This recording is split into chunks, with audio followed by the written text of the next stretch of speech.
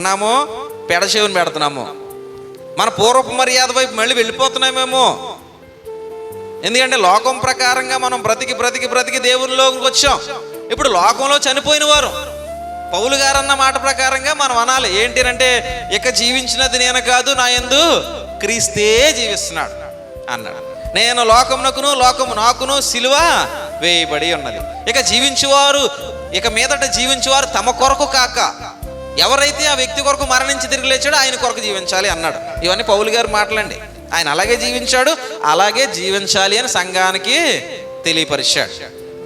అయ్యా బాప్తిసం పొంది సంఘానికి వస్తున్నటువంటి మనం మన కొరకు బ్రతకూడదు, క్రీస్తు కొరకు బ్రతకాలి. అంటే మనం మన కొరకు బ్రతకపోతే ఎలాగంది? పనిలోకి వెళ్ళొద్దా, అది చేయొద్దా, అయి కాదు చెప్తుంటా.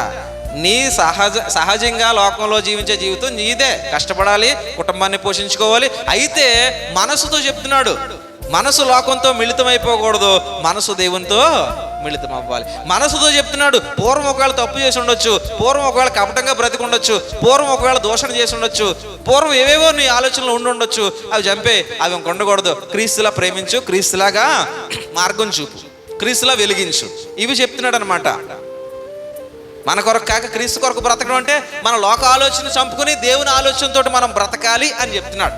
ఈ రెండు కలిసిపోయి అనుకో, పూర్వం ఆలోచన క్రీస్తు ఆలోచన రెండు కలిసిపోతే మనం విమర్శకులం, స్థిరమైన బుద్ధి కలిగిన వారు.